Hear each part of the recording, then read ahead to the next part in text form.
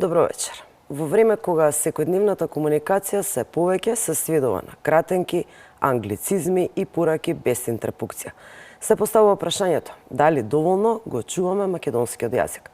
Колку институциите го почитуваат законот за употреба на македонскиот јазик и дали конечно јазикот добива системска заштита. Вечерва разговараме со директорката на Инспекторатот за употреба на македонскиот стандарден јазик Менче Андреева и со професорката од Институтот за македонски јазик Крстен Мисирков Елка Јачева-Улчар. Дали македонскиот јазик го чуваме само декларативно или навистина се грижиме за него? Ке погледнеме прилог кој говори на оваа тема, веднаш потоа почнуваме со разговорот. Живееме во ера на брзи информации, но и во време на загрижувачка неписменост. Статистиките и реалноста на теренот покажуваат дека македонското општество брзо ја губи културата на читање. Книжевниот фонд во библиотеките собира прашина, додека помладите генерации се потешко можат да состават проширена реченица без користење на туги зборови, сленгови или англицизми. Колку е застапена неписменоста сега? Мислам дека страшно многу. Сега ќе кажем еден пример. Едно девојче сака да отиде на аудиција на Факултетот за драмски уметности. Закажуваме средба и првото моје прашање, кажи ми која книга последна ја имаш прочитано. Одговорот е немам. А со кој монолог би можела да настапиш? Не знам, дајте ми вие, јас ќе настапам. Велам, дали сте прочитале некоја драма? Не. Тогаш јас и вие немаме разговор. Пријатно. Имавме просто 100 деца членови на детското студио и со нив да работите, да ги учите како да ги изговараат бројките. Така што децата низ игра го учеа баш она што јас велам дека е норма. Екраните го изедоа пишаниот збор, а резултатот е поразителен. Генерации кои растат јазично сиромашни, неспособни критички да размислуваат, не читаат и покажуваат тотално отсуство на каква било читачка култура. Македонската нација како намерно да заборава дека јазикот се брани секојдневно со секој напишан збор, а не само со празни фрази на свечености. Сепак пораките од научната јавност остануваат јасни и гласни во одбрана на нашиот идентитет. Денот на македонскиот јазик беше одбележан со порака да ја чуваме кирилицата и јазикот во време на негирање и спорување од страна на Бугарија. Потребата од правилна употреба на македонскиот јазик е поголема од кога било, посочуваат истакнати македонисти. Кирилицата е нашето богатство, нашето културно наследство, што не прави своји, препознатливи, различни, единствени во Европа и во светот. Да ја сочуваме, негуваме и растеме и го совршуваме македонистиката, како поддржуваш, научен поддржуваш на македонскиот јазик.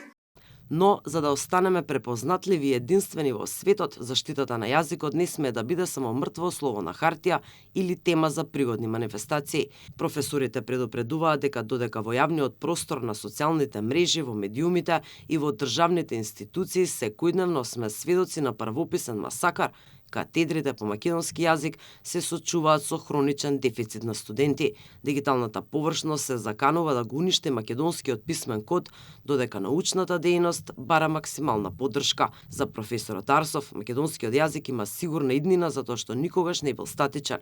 Природно успел да ги спои традиционалното и современото и зад него стојат луѓе истражувачи, учители, писатели, но пред се обични зборувачи кои го живеат јазикот и им го пренесуваат на идните поколенија. Македонскиот јазик денес живее во еден особено интересен момент. Од една страна, тој е целосно афирмиран стандарден јазик со своја традиција, литература, научна обработка. Од друга страна, се соочува со нови предизвици. Дигиталната комуникација, што ја споменавме, глобализацијата, влијанието од други јазици. Годинава институтот одбележа големи историски јубилеи, 100 години од смртта на Крстен Мисирков, првиот кодификатор на македонскиот јазик, како и 105 години од раѓањето на Блаже Конески, неговиот конечен кодификатор. Овие двајца гиганти ни оставија јасен завет дека јазикот е нашата единствена комплетна татковина и дека неговото занемерување значи губење на самите себе. Но прашањето кое останува да виси во воздухот по сите свечености е дали новите дигитални генерации кои растат без никаква навика за читање ќе бидат способни да бидат писмени чувари на тој завет. Промените во образовниот систем и во свеста на секој поединец мора да почнат веднаш пред македонскиот збор и кирилицата пасивно да избладат во преводот на модерното време.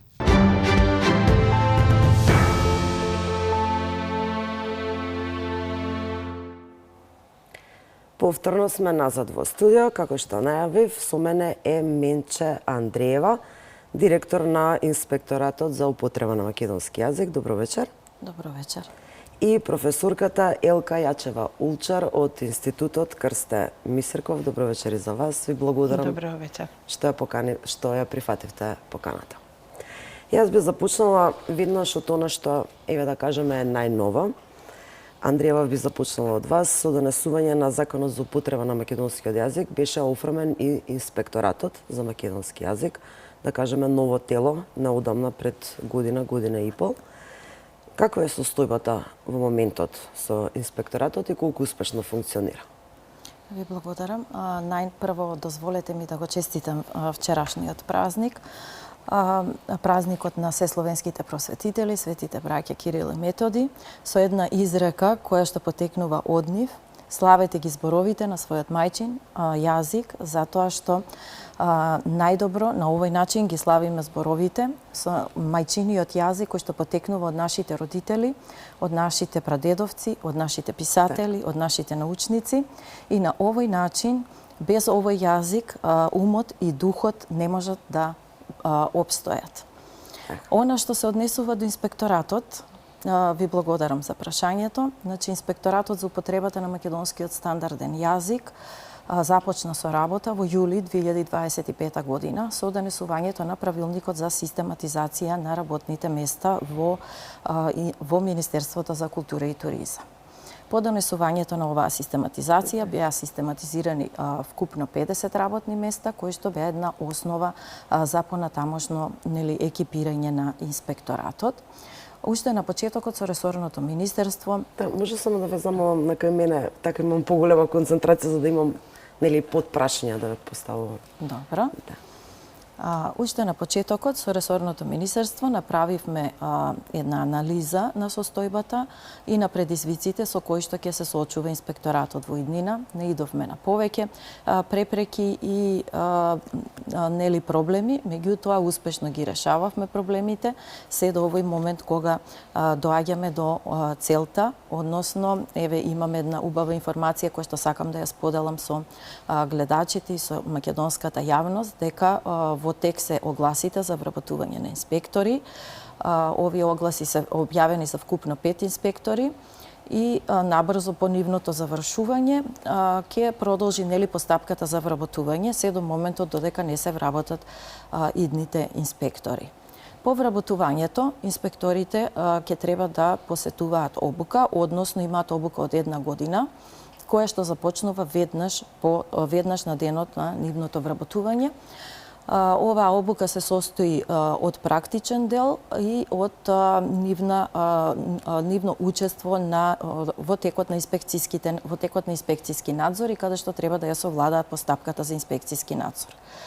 Понатаму, откако ќе заврши обуката, тие имаат рок од 3 месеци да го пријават испитот за инспектори и да го полагаат, така што на овој начин тие ќе се стекнат со лиценца за инспектор по македонски јазик. Во однос на тоа колку институциите и дали го почитуваат и го потребуваат македонскиот јазик, мапирањето и така натака, ќе ве прашам малку подоцна, меѓутоа да ја вклучиме и професорката Улчар, колку може еден народ да го зачува својот идентитет без да се грижи за сопствениот јазик?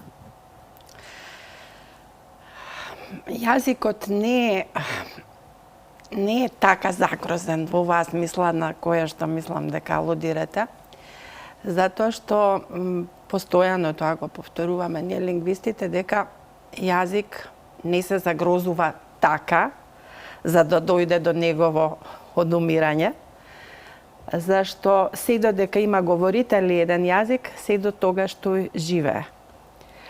Но треба да се грижиме за јазикот и мислам дека во оваа ера на глобализација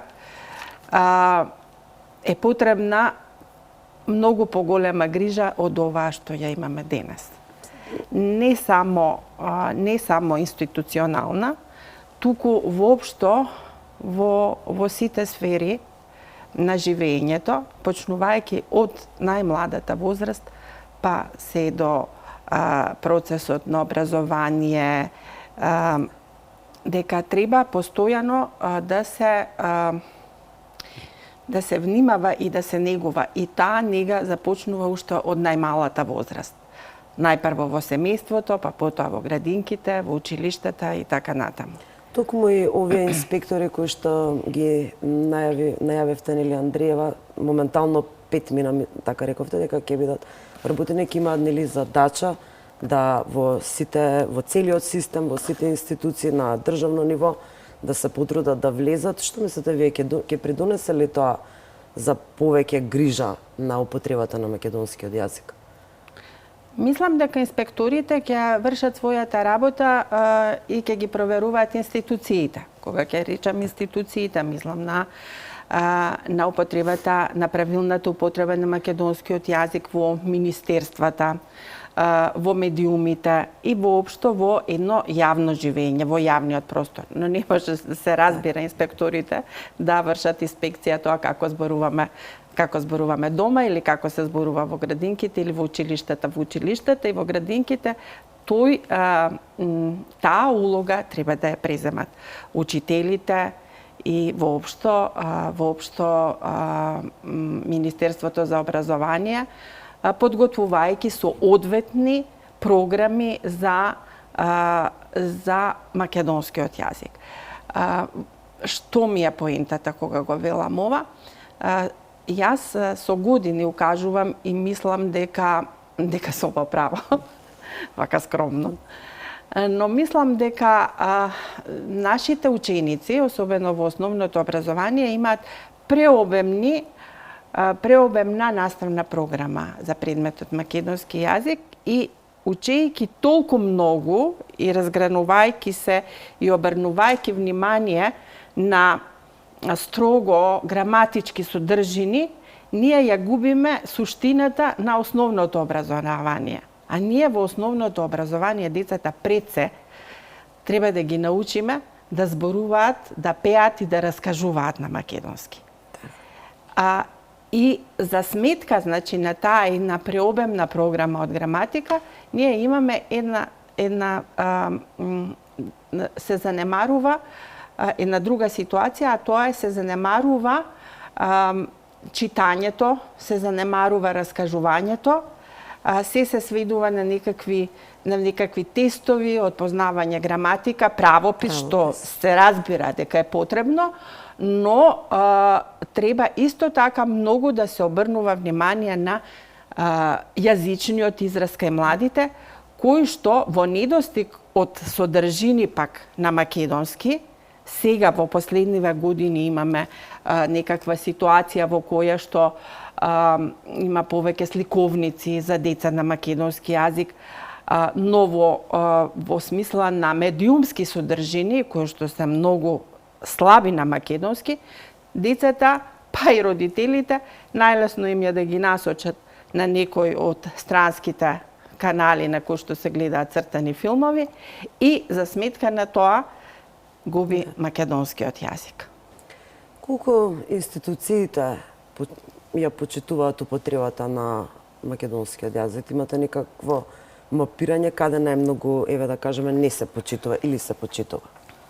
Да, во однос на институциите, бидејќи како новоформиран орган немавме можност досега да ја увидиме состојбата, испративме еден допис, односно информација до влада, да ги задолжи државните институции, односно државните органи и органите во состав да достават информации до Инспекторатот за употребата на македонскиот стандарден јазик, а тие информации се состоje од неколку прашања, значи дали имаат систематизирано работно место лектор по македонски јазик, дали доколку немаат, дали лекторираат со помош на надворешни лектори, ги лекторираат своите акти, своите документи, Понатаму, исто така имавме прашање дали во годишниот план за вработување имаат предвидено работно место лектор по македонски јазик и едноставно дали во систематизацијата имаат систематизирано работно место лектор, и тоа беа прашања кои што во моментов пристигнуваат, нели,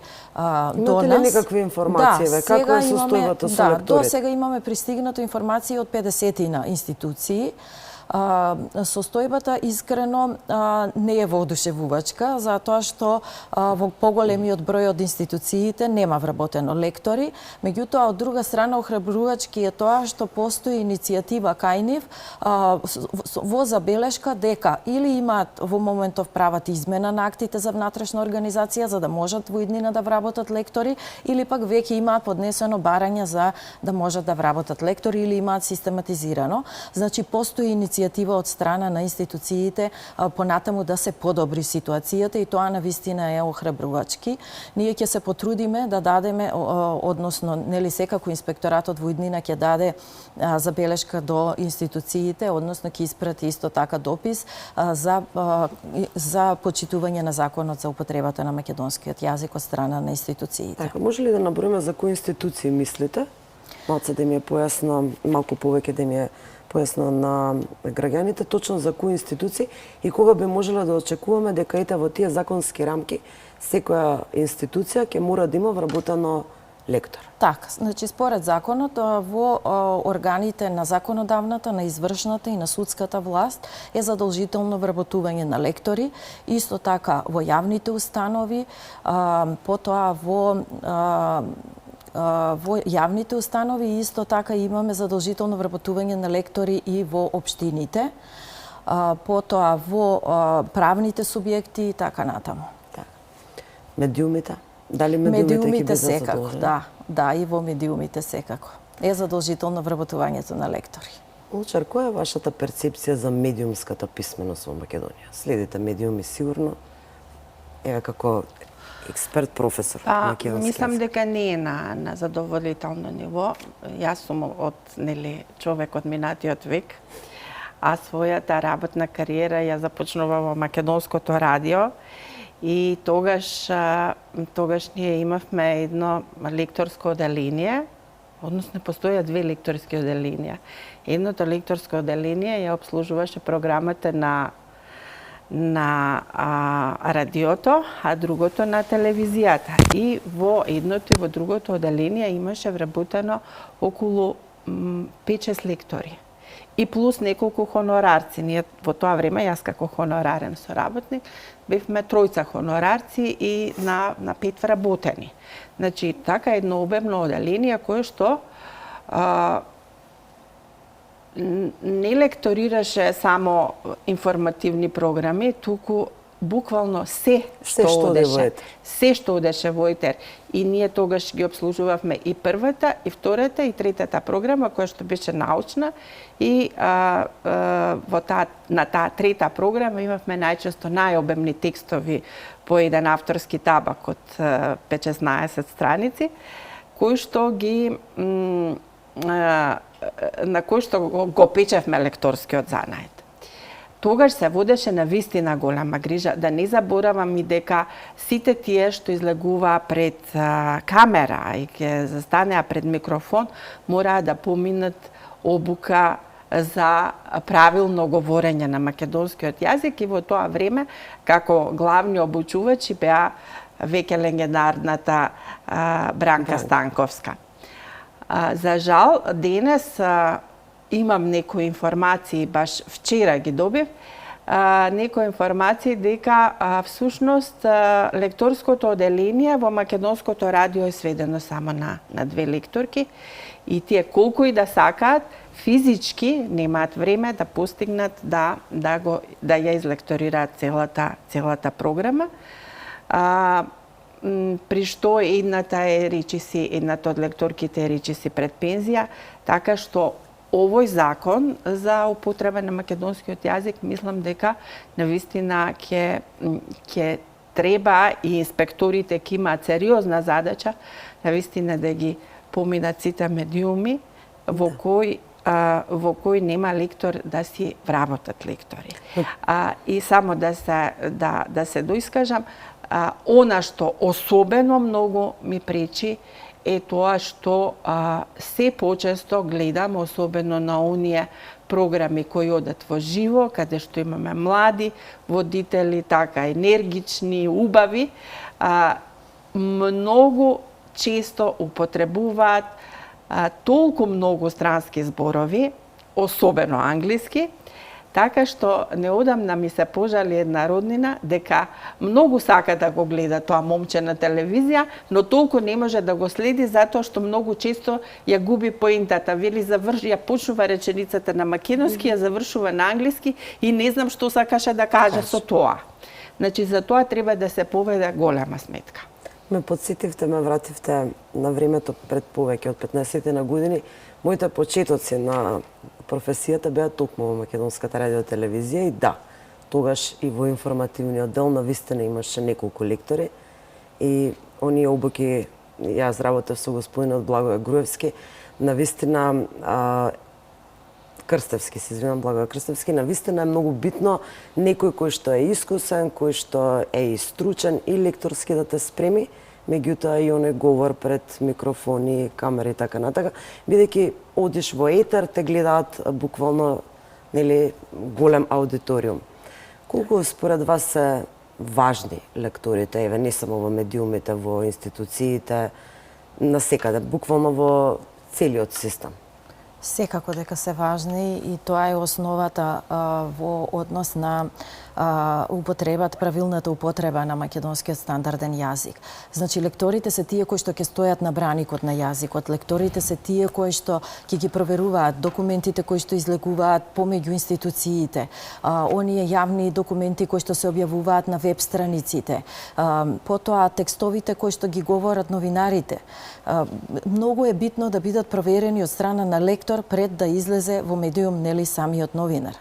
Така што улогата на лекторите ќе биде многу голема, меѓутоа се надеваме дека институциите ќе започнат сериозно да го сваќаат законот за македонски јазик и да го прифатат и секако да го почитуваат, затоа што тоа е основата на македонскиот јазик. На тој начин ние ќе го одбраниме јазикот во иднина.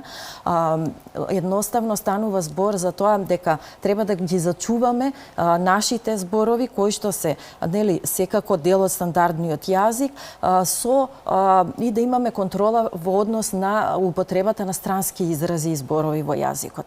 Затоа што знаеме дека денешните млади колку често го користат англискиот јазик, колку често ги користат нели телефоните и колку често тие знаат да искористат и други зборови кои што не се со македонско потекло, па тука се и разни зборови кои што се дел од сленгот и така натаму.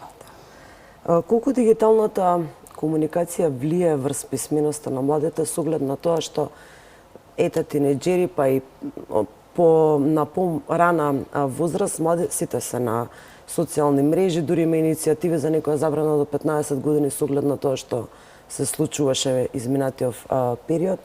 Колку таа комуникација влие на писменоста на младите, колку и да се обидуваат и наставниците, и родителите, и програмата која што оди на медиумите, нели, да биде лекторирана, да се прават и такви содржини, едукативни содржини за младите, за да можат да го примат тоа, меѓутоа се постојано на социјалните мрежи и на телефоните, и дали влие на нивната писменост, како би можело ние тоа никако да го превенираме. И употребата на англицизмите, сленгови исто така употребуваат веќе дури младава популација. Ние повозрастните можеме, еве како што и кажавте, не можеме да ги разбереме што сакаат да кажат, сето тоа го црпат од таа дигитална комуникација која што ја употребуваат постојано. Па да, секако влијае, како не. Мислам, ние имаме... Мислите ли дека треба да се забранат социјалните мрежи, барем до некоја возраст? До 15 години имаме примери Австралија и неколку европски земји веќе донесоа забрана на употреба на тие социјални мрежи во контекст на зачувување на, нели, и употребата на македонскиот јазик. Видете, не сум размислувала, сега ме најдовте затекната, но мислам дека е секоја забрана контрапродуктивна. Но тоа на некој начин би можело, нели, да се регулира во училиштето, да се забрани употреба на телефоните или да си ги носат телефоните, па додека трае наставата да им бидат во соодветни шкафчиња. И се разбира тука мора да бидат вклучени родителите во оваа смисла. Јас знам дека кога растеше мојот син, кој е веќе голем, возрасен човек, тогаш беа компјутерите се појавува и беше многу модерно, нели, сите што имавме компјутери, меѓу себе се фалевме како децата добро не баратат со компјутерите. Но јас знам дека на нашето дете до 10-та година не му дозволивме да седне на компјутер. Ако требаше некоја сликичка да се покаже, но тој самиот да седне на компјутер, не. Меѓутоа сега е возраст. Најверојатно било друго време. Сега знаете како до 10 годишно дете да му забраните телефон или компјутер. Не му забранувавме, просто измислувавме други начини затоа велам дека тука треба да настапат родителите. Но во ова време на брзо живење, родителите во таа борба за екзистенција, многу е тешко да имаат толку време за да можат да се посветат. Но сепак треба да се размислува и да се најдат начини да не бидат да се регулира некако, но никако со зборот забрана. Треба да бидеме свесни и како родители и како наставници дека екраните многу влијаат, значи мобилните телефони, компјутерите многу влијаат врз развојот на децата. Од една страна, кога ќе дојдат на училишна возраст, јас сум имала искуство, бидејќи сум работела во основно и во средно образование, учениците имаат многу оскуден речник и не можат да се изразат, затоа што користејќи ги мобилните телефони, многу малку прво комуницираат помеѓу себе, а многу малку комуницираат и со родителите околу нив. Кога ќе дојдат во училиште, колку и да се трудат наставниците, да им го наметнат тоа раскажување, прераскажување и така натаму, многу е тешко, бидејќи тие во домот се постојано на телефон и многу тешко можат да се изразат, имаат многу сиромашен фонд на зборови. Значи, тука родителите кои мислат добро на своите деца, би требало барем да го ограничат времето на користење на телефоните. Може би не целосно, меѓутоа да го ограничат од неколку часа во денот, 1 час во денот и така натаму, така што на тој начин би можело и да разговараат повеќе со децата. Затоа што велиме и за домашното воспитување, и за начинот на говорот, и за начинот на кој што децата во иднина ќе го сваќаат значењето на македонскиот јазик, доаѓа од семејството. Па првите почетоци, значи основата децата ја добиваат во семејството. Колку родителите го почитуваат македонскиот јазик, толку и учениците и децата ќе го почитуваат во иднина македонскиот јазик. Колку тие повеќе разговараат со родителите, толку поубаво ќе се изразуваат во училиште и ќе им биде многу полесно и да се социјализираат и да контактираат со останатите деца. Исто и читањето книги, колку тоа влијае на писменоста и на младите, па и македонците како нација, нели сите граѓани. Имате ли која е вашата перцепција, читаат ли Македонија, читаат ли македонските граѓани?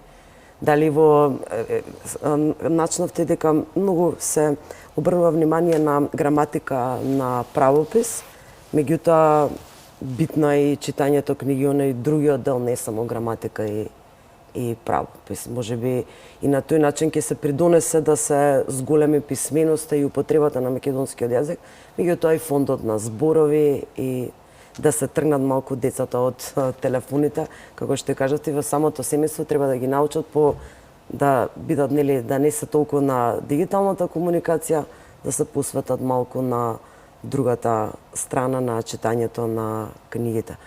Што мислите, може би треба некоја иницијатива, кампања, може би Министерство за образование, како да ги натераме младите повеќе да читаат, да ги отстраниме од таа дигитална комуникација? Пак ќе речам, да се надоврзам на ова што го кажува и Менче. Пак ќе речам дека се потекнува од семејството. Вие кога ќе му ограничите и ќе му кажете дека тие 2 часа нема да бидат, да речеме, на компјутери, ќе му речете да чита книга, ќе му дадете книга в рака. А има толку многу убави во последно време, толку многу убави книги за младинци и деца кои треба да се популаризираат низ наставниот процес, но и низ медиумите. И може би не е лошо да се размислува за една кампања која што ќе ја спроведе Министерството за култура во соработка со медиумите, да се чита на македонски, да речеме. Во инспекторатот каква е состојбата? Дали има преставки од граѓани? Дали реагирате по службена должност до сега? До сегашното искуство, дали имате разгледувано тоа прашање или некоја конкретна преставка од граѓани или институција по службена должност? Искрено, онака неформално, значи имам реакции од граѓани, од колеги, од колешки и така натаму. Меѓутоа, ние досега не бевме во можност да постапуваме по однос на представки, затоа што немаме вработено инспектори и во однос на тој дел не би можела да кажам повеќе.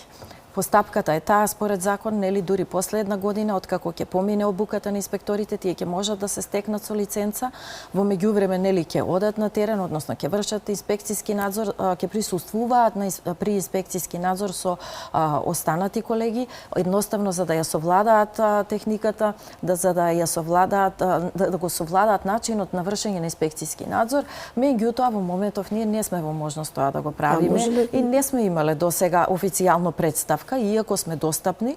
Значи имаме една веб локација на страната на Министерството за култура и туризам со податоци, имейл адреса каде што можат граѓаните да ни се обратат со своите забелешки. Да, а до сега немате никој буквално не се обратил без разлика, бидејќи нели граѓаниве не знаат ние дали имаме, дали како инспекторат имате инспектор или не, меѓутоа се немаат до сега официјално немаме добиено ниту по пошта, ниту по електронски пат. Имам впечаток дека се ова некако поминува тивко. Ево ова со инспекторите, со лекторите, дека ќе станат законска уврска на сите институции, на секое ниво, целиот државен систем, некако поминува многу тивко. Дали размислувате малку повеќе и медиумски да се експонирате, да ги информирате и граѓаните, институциите, нели сите оние кои што се на раководни функции, се дел од менаџментот, дека ќе мора тоа да го спроведат? Така, видете, јас до сега бев достапна за медиумите во секое време. Исто така се потрудив колку што можам да бидам транспарентна и да ги известувам редовно граѓаните за она што се случува со инспекторатот. Во изминатиот период остварив средба, односно соработка со Советот за македонски јазик, со Институтот за македонски јазик Крстем Исирков, исто така со директорката на меѓународниот семинар за македонски јазик Кристина Николовска, редовно контактираме. Еве со професорката Елка Јачева Улчар. Меѓутоа, она што ние како инспекторат во моментов можевме да го направиме е да оствариме нели контакт со останатите институции пред се, да бидеме достапни за граѓаните, тоа го остваривме, нели, јас сум постојано достапна за нив, имаме адреса каде што можат да се обратат, каде што можат да ги достават своите забелешки и се трудам колку што можам. Меѓутоа имам и многу активности предвидени по вработувањето на инспекторите додека трае нивната обука. Значи тука ќе следуваат и многу обуки, семинари. Малку би требало да поработиме, односно она што е мојот план во иднина е да работиме на подигнување на свеста за правилна употреба на македонскиот стандарден јазик. Прашањето е за двете, што секој од нас може да направи за подобро да го чува македонскиот јазик, без разлика на возраст. Па не знам како индивидуум. Еве, секојдневно по нешто правиме. Например, јас постојано ги опоменував моите ученици, моите деца, кога пишувам и во група на социјалните мрежи, не дозволувам да пишуваат нели на латиница. Секогаш велам дека кириличното писмо е она писмо кое што ние треба да секојдневно да го користиме. Малку е тешко така и младите да им го наметнеш, меѓутоа јас се трудам постојано тоа да го кажам. Секогаш кога можеме, нели, едноставно им укажуваме на грешките. Меѓутоа, се надевам дека сме прифатени добро од младите и дека добро не перципираат, односно ги прифаќаат нашите совети. Мене да ви кажам, ми се најинтересни оние на социјалните мрежи кои што пишуваат латиница, а лекторираат постови. Ете, тоа Да. Тоа вистина бидејќи Има.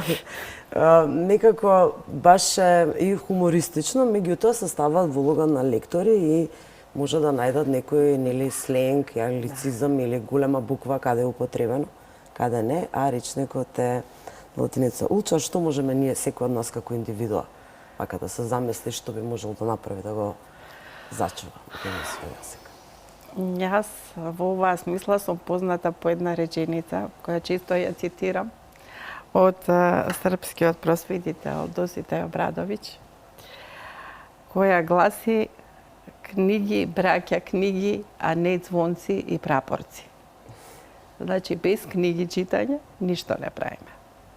И затоа мислам дека треба да се чита, не само што си го збогатуваме на тој начин духот, туку го збогатуваме и нашиот јазичен израз. Јас се забележувам себе си, забележувам кај себе, кога ќе помине некое подолго време, не сум стасала да прочитам нешто затоа што имам други обврски, веднаш тоа ми се одразува во начинот на изразување. Значи, со постојано, перманентно читање се вежба и јазикот. Да можете во секое време да најдете соодветен збор за да ги изразите своите чувства и мисли. Да.